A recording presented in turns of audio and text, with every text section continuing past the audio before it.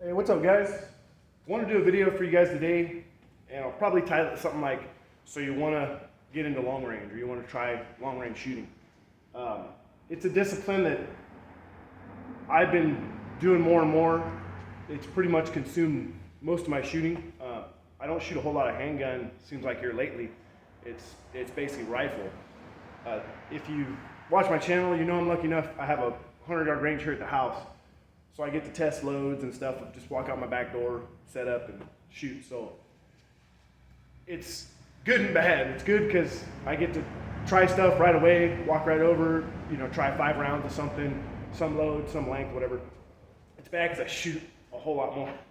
So it gets expensive. What I wanted to cover today, excuse me, this will probably be a pretty long video. If you guys are into long range or want to get in long range, I think hopefully you can benefit from some of my mistakes that I went through and over time and figured out what works. If you just like to hear me talk and say whatever, this could be a great video for you too. So I'd like to start probably break it up into some sections here. The first section I like to do is probably gear.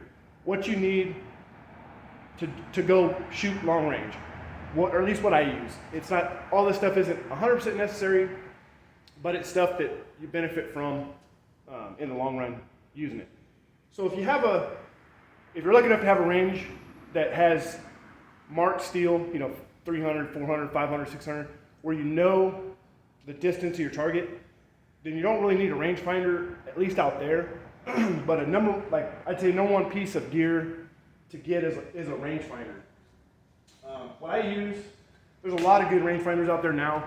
The technology's kind of came around to where you really don't have to spend a ton of money like you used to get a rangefinder.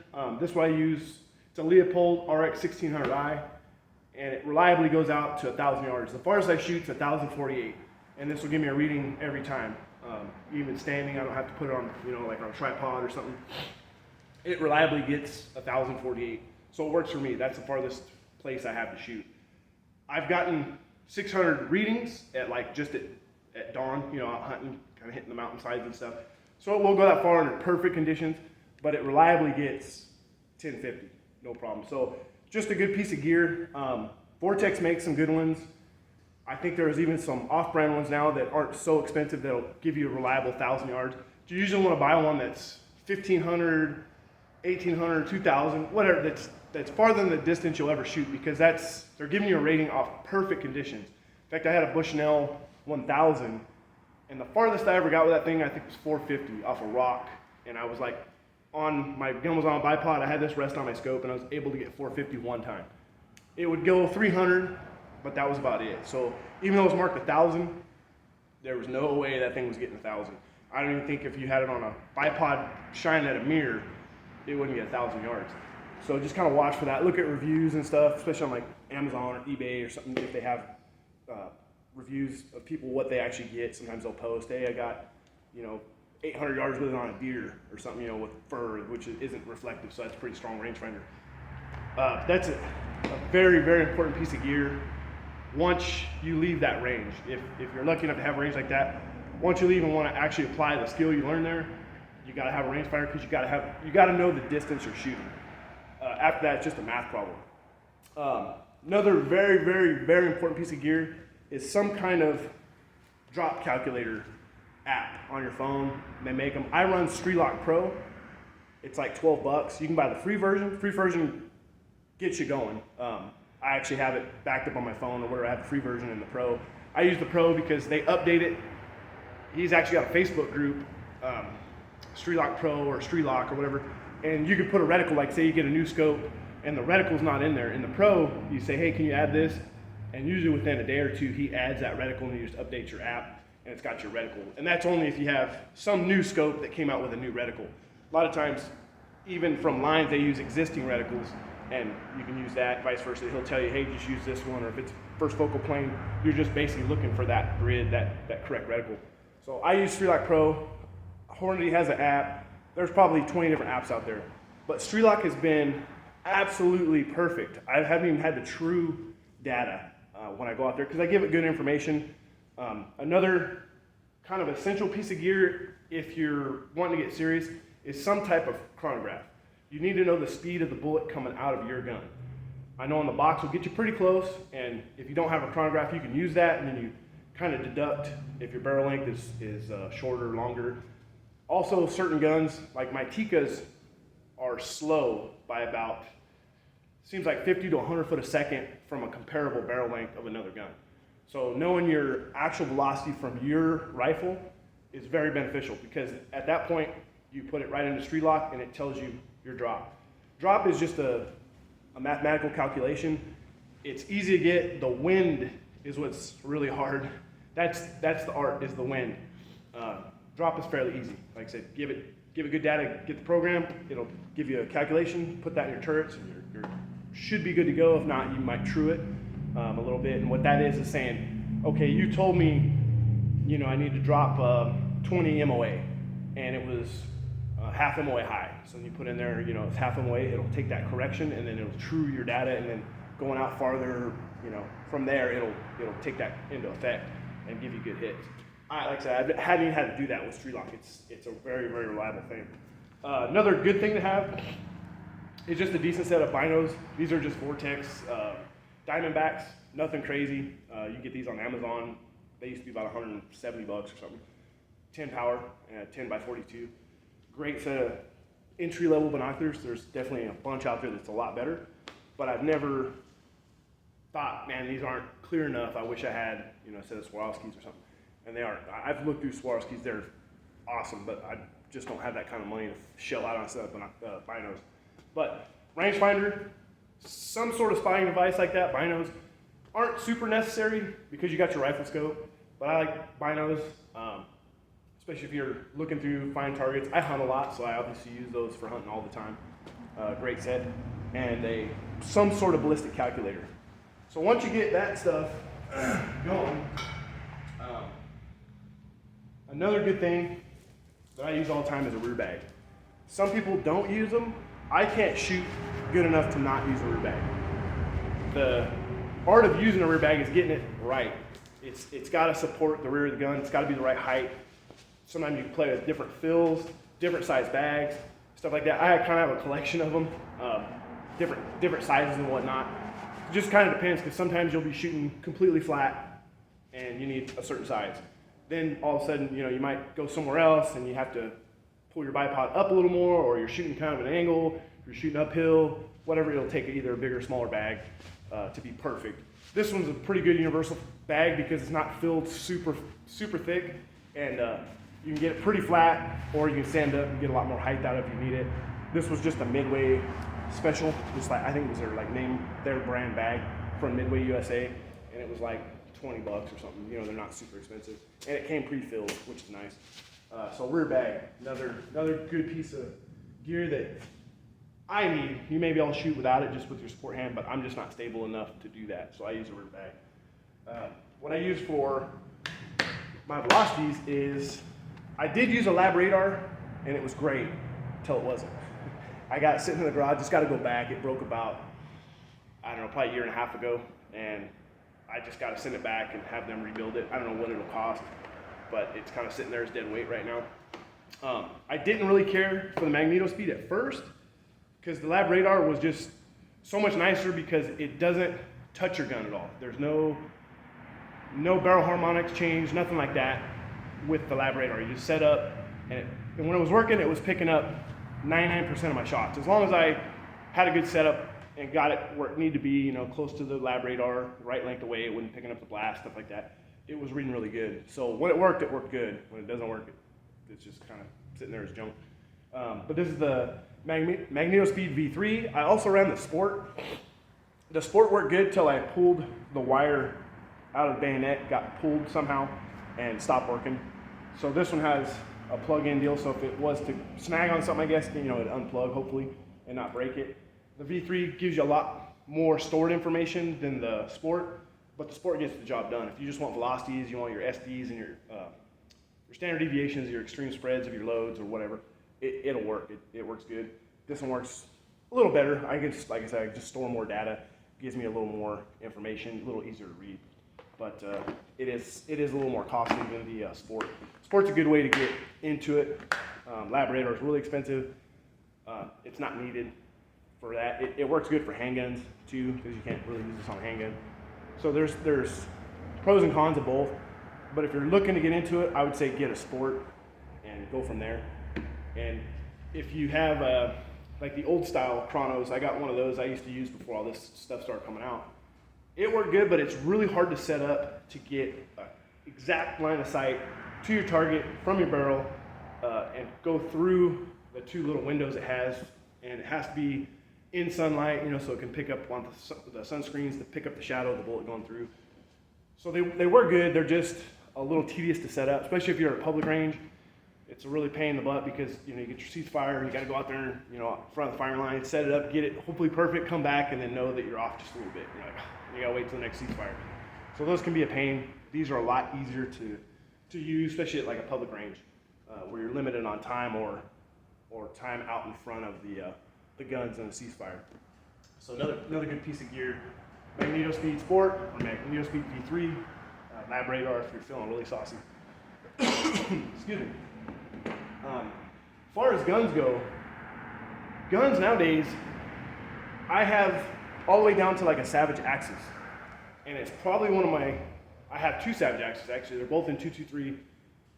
They're not really, 223 isn't really set to go super far. Like I don't shoot it out to 1,000 yards. I just haven't done it. I'm sure it'd get there or whatever. Just not the optimum cartridge. But they're probably my top 5 most accurate guns I own, even though they're the cheapest line Savage makes.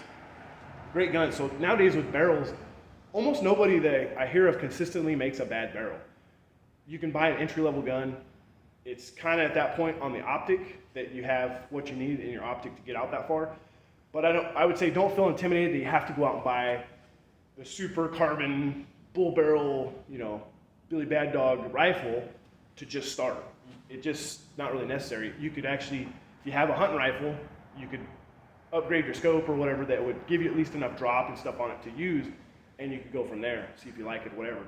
As far as like optics go, to get in, I'd say very inexpensively, this is a Arken 4-16 Gen 2, the SH4 Gen 2, and this is a great optic. I've shot it out to 1050 with everything else. It's got great turrets, it's got plenty of drop, and what you're looking for in a turret system is the amount of drop. So if you got this is like 100 or 110 MOA worth of drop in it.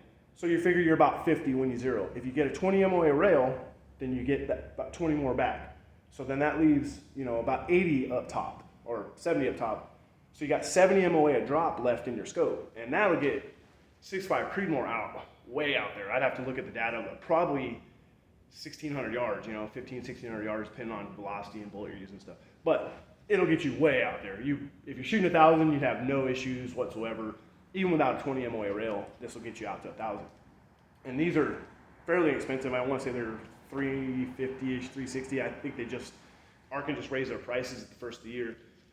Somewhere there. But it's been a great scope. I know it's Chinese made, but it's worked exactly right. Like I said, I hadn't had to even true any data. And a lot of times when you're truing data, it's because your scope didn't give you the correct input that you put in it. SRELOC says, hey, it's going to drop this much. And when you do it, it's like, oh, it didn't drop that much or it dropped too much. Okay, we'll true it, and it's compensating for either the load or your scope, not giving you exactly what you're telling it to. And these have all been exact. I mean, I can't say enough about the turret system. I have some higher end scopes that I actually don't shoot near as much as I shoot the Arkens. I like the reticle in the Arkens, and reticle is all personal preference. If you like the grid with the windage or not, or a busy reticle or kind of cleaned up reticle, however you want. I dial for 99% of my long range shooting, so it means I'm shooting on the plane across the main scope. I'm not using the drop indicators down. So all I really need is windage. I gotta have windage markers on the cross line. So you could actually use a lot less busy scope in the reticle as long as I had windage markers if you dial. So some people just shoot out the reticle. If it says, hey, 20 MOA, you just go down to 20 MOA on your grid and take a shot. Where I would put 20 MOA on my turret and shoot off my main line on my scope. So this is the 6-24. I ran this scope for a long time till this is the 6-24 Same thing as this, the SH4 Gen 2. It's just got a little more power to it, 624. And then the EP5s came out, the 525. So I upgraded to the 525 on my main rifle. I'll show you here in a minute, that gets most of the trigger time now. And it's a pretty budget-friendly setup, to be honest, especially with this scope on it. This scope's, I think they're currently about $450, $460 on Arken. And you can buy a cheap package that has their rings, which is these, comes with their level and their throw lever and covers now, I think, and a rear bag. So you kind of get the whole setup from Arken by buying that little combo pack. But great scopes, guys. Don't be afraid from the cost. I guess if you want to dip your toe in the water. Long range does pay off sometimes as buy once, cry once. High-end stuff is high-end stuff. It does work good. These, I would say, is probably the best scopes I've used for anywhere close to the money. Even as far as clarity goes, I shoot a lot of Vortex optics as well. I also have a Night Force. So I have kind of mild to wild as far as assortment goes. And through my eye, clarity and how you see through the scope is kind of personal. Some people see it one way, some people see it other ways, just how your eyes work. I see a whole lot more, what they call it, chromatic aberration, or whatever. It's kind of a purplish hue with my Vortex scopes. And I even have the PST Viper Gen 2, which is, it's not their Razor, but it's kind of their mid-range scope.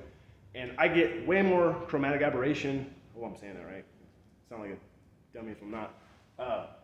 Than I do through the Arken EP5. EP5 to me, to my eye, is a lot clearer glass. It's supposed Japanese glass in it. I don't know where they sourced it from, or if they just bought, like a bunch of Coke bottles from Japan and put them together. I don't know. But it is decent glass.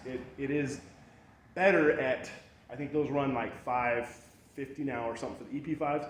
It's better glass to my eye than the PST Gen 2, which is street price is probably about $900. I don't know, $850, $900. So considerably more on that scope, and I prefer to shoot the Arken over that. I'll show you a setup and what I consider beneficial in shooting long range. This is basically a bone stock Ruger American Hunter. So they make quite a few lines. They make the Ruger American, which is a thin-barreled hunting rifle. Then they make the Predator, which has a little heavier taper barrel to it than the American, but not much. In fact, I got a Predator. I'll show you. This is the Hunter. This comes factory with a 20-inch heavy barrel. I did change the brake on this one to like a VG6 brake. This has the EP5 525. I put a lot of rounds down range with this scope now, and it's a solid scope. It tracks every time. It returns to zero. It's got an easy to use zero stop. The turrets are super positive. I don't know if the camera's picking that up or not, but it goes back to zero. But I mean, I can sit here and do that and not worry. When I go back out, this rifle's gonna be zeroed. I've done it before. I've sat there and did this and shot a zero, did that, put it back to zero, shot it, and I shot a group that was under 0.4 of an inch, and I did that through every time. In fact, I got the video up, I think on my channel, it's just a little short video. But this is a great setup because it comes with the the Magpul Hunter stock, which is modular. You can change out the cheek pieces, you can change length of pull, and to me, that's very crucial on a long range gun. It's gotta fit you. It's gotta fit you right. Excuse me. That's a big thing. If your cheek weld is too low, you're not going to get a consistent, cheek weld every time in your scope. You want to be able to repeat that position every time you shoot it when you get behind the gun. That'll take out any kind of stuff you get in the aberration you get in the parallax. I mean, you want to set your parallax correctly, but even if you had it just a bit off, but you're back and you repeat your cheek weld, it kind of takes that air out of it. So that's a big thing, is to get some kind of stock, whether it be a chassis, whether it be a Magpul. This is kind of the cheapest way I found to get into an adjustable, stock or whatever that you can get to fit you. This whole setup right here, I did go with a pretty elaborate bipod. That's the Atlas. It's a very, very nice bipod. It's not super necessary. I've shot Another gun I'll show you here, a hiring gun with a Magpul bipod for quite a while until I switched out to one of these. These are very solid. I shot good groups with the Magpul too. A lot of people hate on them. They're kind of wobbly, but once you set up and dress the gun, put a little bit of tension on the bipod, it's pretty stationary. I've never had an issue where I thought, man, this bipod is just wobbling, it's not giving me good groups or whatever. But I wanted to try it. I was listening to Frank Galley on Everyday Sniper, and he's like super big on high-end bipods. I couldn't buy what he's recommended because the stuff he's recommended is $500, $600, $700, $800. This was probably the lowest end that he recommended, and these are about they used to be about $240, something like that. They might have went up due to COVID, all that kind of stuff. They used to be about $240. But if you're not gonna go, something like this, a Harris is a very nice bipod. I've shot Harris for a long time on different rifles, and they're very solid, and they're roughly $100. So you don't have to spend that kind of money, but don't buy an Amazon $20 bipod to shoot long range, to shoot super tiny groups. I've done it, I've tried it.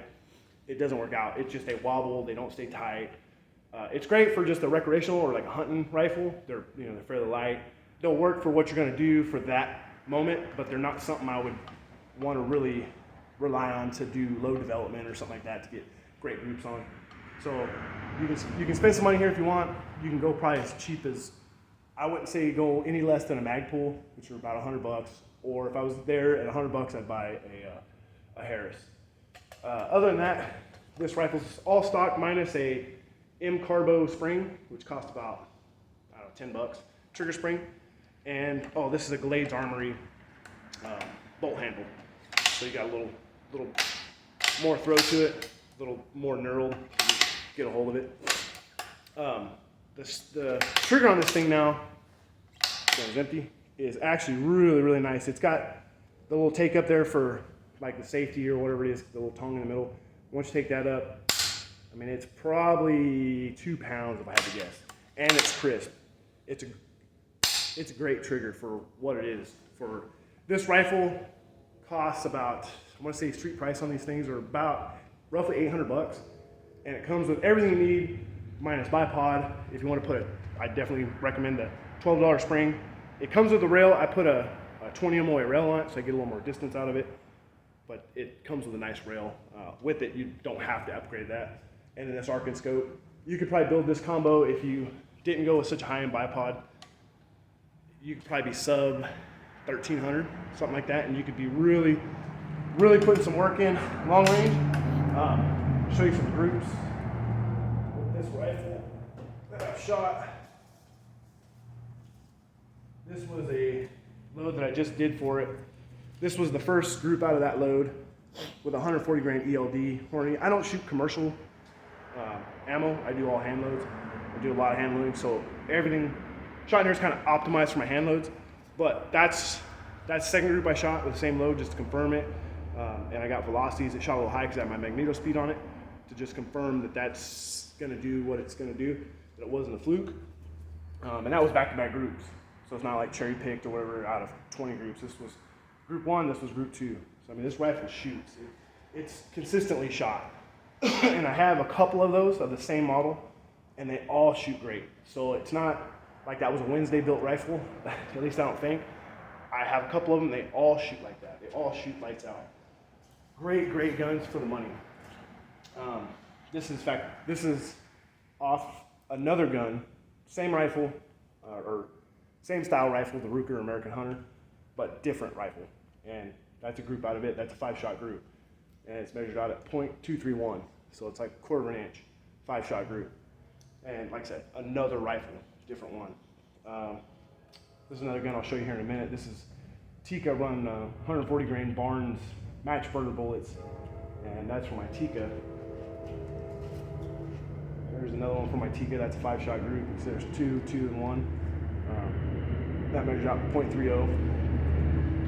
And I keep my data on the back so I can repeat it.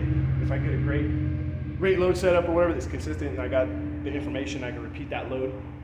But hand loading is a whole other thing. It could be a huge video on its own, so I'll kind of hold back on that. Here's another rifle. This was the second long range rifle I built. and it probably should have been the first. I had a buddy get me into long range, and he was a FFL dealer. He shot long range, we shot handguns together and stuff, and he's like, hey, you should get into it. Well, I wanted a Remington 700 because Magpul had just released the hunter stock, and I was like, man, that's cool, I really want it. And he's like, no, dude, buy a Tikka. And at the time, I wasn't hunting or anything. I hadn't even heard of Tikka. So I was like, it's kind of, So I seen his, he built a 260 in a chassis and stuff, real nice gun. He had an SWFA 3-15 on it. So I ordered a Remington 700 AAC SD, 20-inch barrel 308. And I was shooting 308. He was telling me, hey, go 6.5. And I was like, I don't like those flashbang cartridges, that are fly-by-night, whatever. So I always liked 308. I had other rifles in 308 and stuff. So I bought that 308. It was a big mistake on my part because I spent a lot of money on that gun as far as I got it. Those stocks are horrible on those. They're like, we call them the Gumby stocks because they're like soft. Once you put it on a bipod, you can just grab the barrel and just squeeze it together and they make contact. If it makes contact, it's not free-floated. If it's not free-floated, you lose a ton of accuracy. So I changed the stock. I bought the Magpul stock I wanted. The trigger was horrible, so I bought a Timney trigger, spent $120 or something on a Timney trigger, spent the $280 or something on the stock by the time I bought the magazine entry or trigger guard deal with the magazine well for the stock, so I could use detachable mags. Bought a Harris bipod for it. I ended up getting this Night Force scope and putting on it.